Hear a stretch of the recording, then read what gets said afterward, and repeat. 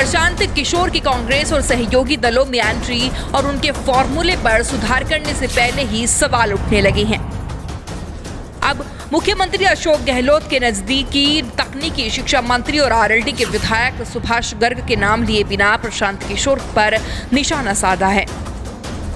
RLD के विधायक और राजस्थान सरकार में मंत्री सुभाष गर्ग ने ट्वीट कर लिखा है कि किसी संगठन को मजबूत और ताकतवर केवल नेतृत्व और कार्यकर्ता ही बना सकते हैं, कोई सलाहकार और सर्विस प्रोवाइडर नहीं।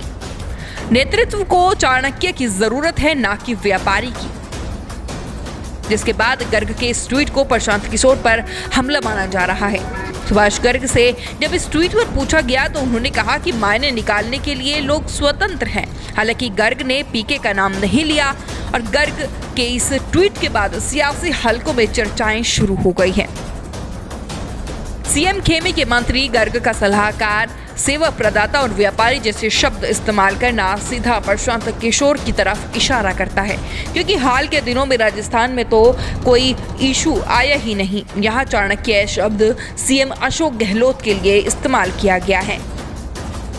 वहीं 20 अप्रैल को सीएम अशोक गहलोत ने दिल्ली दौरे के समय प्रशांत किशोर को प्रोफेशनल सलाहकार बताया था। सोनिया गांधी से मिलने से पहले सीएम अशोक गहलोत ने दिल्ली में प्रशांत किशोर की कांग्रेस में भूमिका को लेकर सवाल भी पूछे थे और कहा कि पीके 2014 के अंदर पार्लियामेंट में मोदी जी के साथ थी, तो फिर वो नीतीश जी के साथ गए, फिर पंजाब में कांग्रेस के साथ गए। ये तो एक प्रोफेशनल काम है।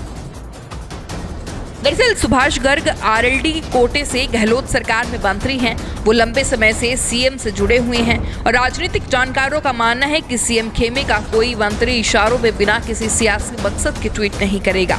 कांग्रेस में कोई वरिष्ठ नेता प्रशांत किशोर के फॉर्मूले से लेकर उन्हें बड़ी भूमिका दिए जाने से सहमत नहीं है।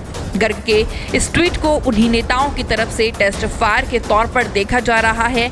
ये पहला मौका नहीं है जब इशारों में सियासी हमला बोला गया हो। इससे पहले कई नेता इसी तकनीक के जरिए सियासी करंट नापते रहे हैं। Bureau report, news 80 desk.